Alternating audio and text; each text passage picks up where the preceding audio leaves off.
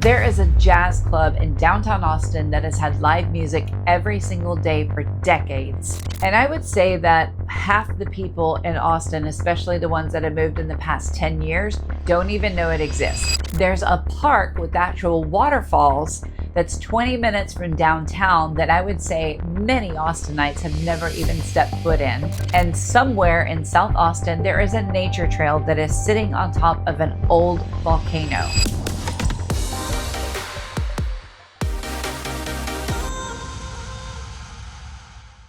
Today, I'm going to show you the part of Austin that most people never find. I'm Shannon Green, a local Austin, Texas realtor, and I have been here since 1994 and I've watched the city change so much. But some of the best parts of Austin still haven't changed. They've just stayed quiet. This isn't the top 10 things to do in Austin video that you've already watched 5 times. This is the stuff that locals actually know about. We're going to cover a park with a real volcano running through it, a food scene that many people drive past every day and don't even realize it's there, and 2 neighborhoods that are quietly some of the best kept secrets in the city. And stick around because the last one on the list even surprised me.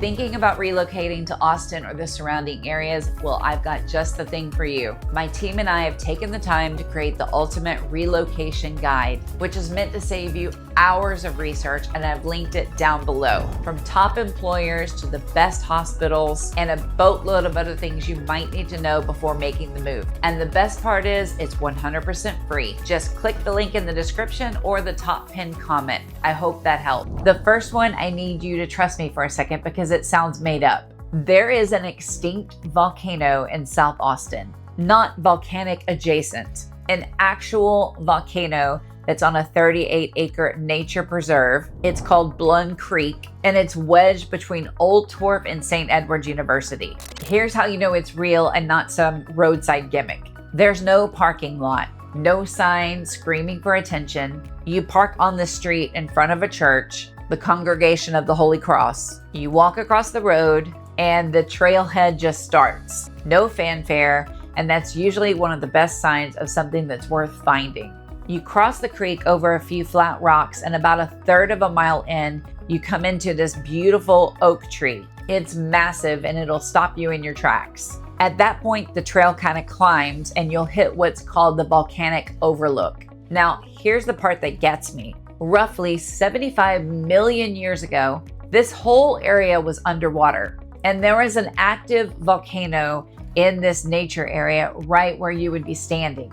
It never broke the surface. Eruption after eruption, the mound just kept building up underwater. And eventually, marine life moved in on top of it, and it layered shells and limestone over this whole area for millions of years. That's the ground under your feet at this overlook. I've lived in this city for over 30 years now, and I didn't even realize this existed until a couple of years ago. And one more thing before we move on to the next one, leave your dog at home for this one. Blunn Creek is actually a nature preserve, not a park, which means the city bans dogs and bikes. It all protects the ecosystem. And there might be some coyotes in the area as well. And they will put out a fine, possibly, if they see you, so better safe than sorry. Now, this next spot almost feels like the opposite of Blunn Creek. Where that one is tight and hidden, this one just sprawls out. Commons Ford Ranch Park sits on 215 acres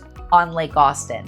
It's out past Loop 360 on the west side, and calling it a park almost undersells it. It's literally 3 different landscapes stitched together. You've got a restored native prairie where the wildflowers come in really thick in the spring, a canyon that climbs up alongside the creek with real waterfalls, which is not something you necessarily expect to find in Central Texas, and chaparral hills that roll straight down to the water. And here's the detail that makes this different than almost any other place in Austin. It used to be a working cattle ranch, and it stayed that way up until the last century. The original ranch house, the caretaker's house, and the barn still stand there today. You can walk right past them down to the lake. And there is a designated swimming area here too. So this isn't your look and leave kind of place. You can pack a lunch, bring your dog.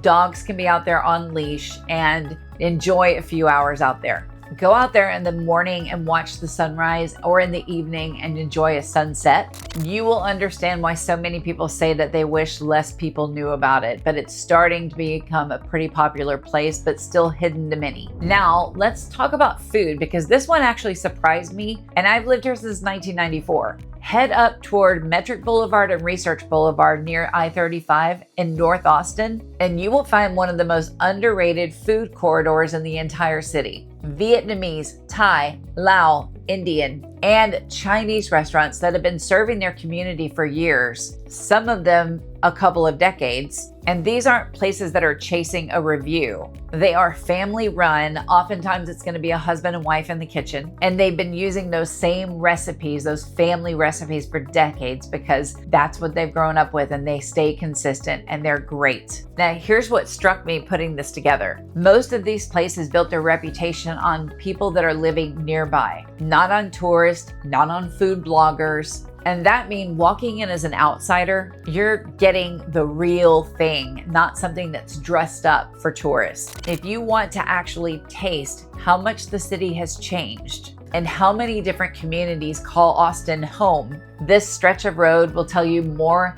than any Best of Austin ever will. The next one has been sitting in downtown Austin this whole time, hiding in plain sight, right above a bar that many people have already been to. So for something a little unexpected, head to 710 River Street, right in the middle of Austin's music strip. There is a sign called Marinara Miracles, so you'll know that you're there. What you won't expect is what's on the other side of it. You walk up a creaky staircase above a bar called Valhalla, and you walk up into something that feels like really someone's attic.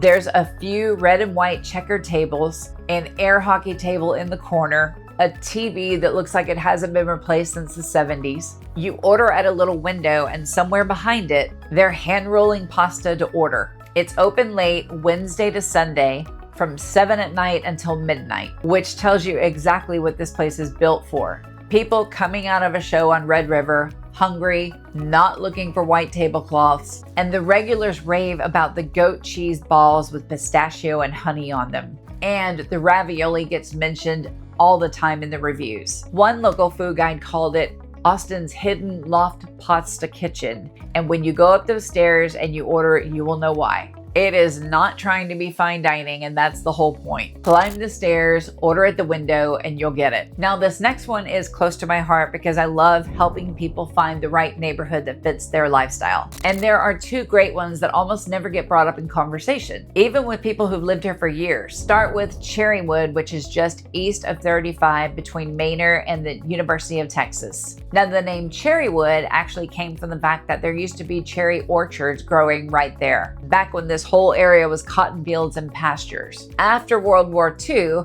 builders came in and built rows of bungalow houses for returning veterans. And a lot of those original homes are still standing, still lived in. Some have been renovated, and some completely untouched since the 50s. Walk Manor Road today and you will pass Cherrywood Coffee House, Daidu, Mi Madres, Bird Biscuit, all one after another. Locals in this area will tell you that has the highest concentration of restaurants in the city, and they're all packed into a few blocks. And it truly is a real walking neighborhood with a lot of mature pecan trees, front porches, neighbors who have been there for decades sitting there saying hello. And you've got this really neat mix of people that have been there forever and new people that are moving in. Now, here's a number that gets people excited. You can still find a home in the Cherrywood area in the 600s to 700s, while the rebuilds and the new constructions are going to be pushing into the millions. And that gap will tell you everything about where that neighborhood is heading. If you want to get in before it fully catches up, this is that window. Now, the second neighborhood is called Knollwood, and it's along the Colorado River in East Austin. And I want to push back on something that people say about the neighborhood before I even describe it. They say it's far out. It's 4 miles from downtown. 4. And I timed it. It's 16 minutes to the Texas State Capitol. What you get for crossing that highway is genuinely rare in this city. A 20-acre park on the river, maintained by the HOA. Residents can kayak, paddleboard, canoe. Heck, they get even to go fishing without ever getting in their car. And the neighborhood also borders the Walnut Creek hike and bike trail, which is over 7 miles of trail. When the builder developed this back in 2010, they made a point of keeping a lot of the mature trees instead of just clearing the land like a lot of builders do. So it doesn't have that raw, just built feel. It feels more settled. Now, homes here are gonna run smaller and newer than Cherrywood. They were built between 2010 and 2017, and they're gonna range between 1,300 and about 2,300 square feet on average. Here's the number that makes people pause. The recent closed sales in this neighborhood range from the 400s to the 600s, and plenty of activity in that $500,000 range. 4 miles from downtown, river access, trails all around you for that price. I don't have many better answers than Knollwood if that's what you were looking for. Last section, and this is where Austin truly shows its personality. Start on Congress at 315 Congress, where you will find a tiny door and even a tinier sign. That's the elephant room, and the name has a very strange origin. Mastodon bones used to be stored in the basement next door. So when the space became a jazz club back in 1991, they just went with it. And here's what I love about this place. It's 19 steps down from the street level, and a jazz historian by the name of Mike Mordecai had a really good line about it. He said, those 19 steps take you 1,700 miles away, meaning it felt like you were stepping into Greenwich Village Jazz Club, not a basement in downtown Austin. Candlelit tables, walls lined with pictures of autographs from musicians that have played there for decades. Live jazz 7 nights a week, no exception, since the day it opened. It's been named one of the top 10 jazz clubs in the United States by a Senate resolution, and one of the top 100 in the world by Downbeat magazine. That's not a small bar putting up a local flyer. That's legitimately a world-class jazz room that most people that are walking down Congress Avenue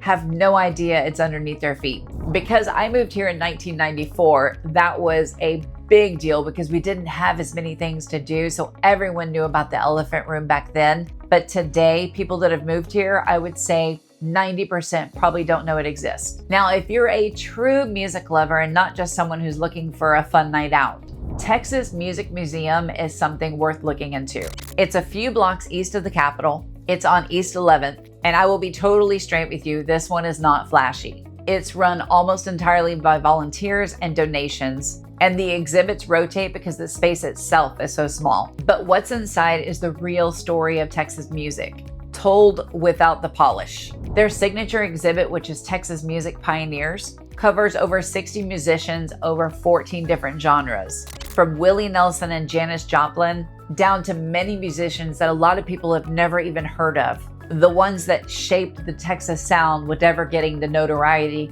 that the famous ones did. There's a whole section dedicated to the contributions of East Austin's African American musicians to the city's music history, a story that doesn't get told nearly enough. If that kind of music history is what you're looking for, this place you will truly appreciate. If you're looking for something that's polished and made for a photo, this is not the place. And that's completely fine. It's not trying to be. Now, here's something personal from me. I make it a point to go explore different places of Austin because I love seeing new things.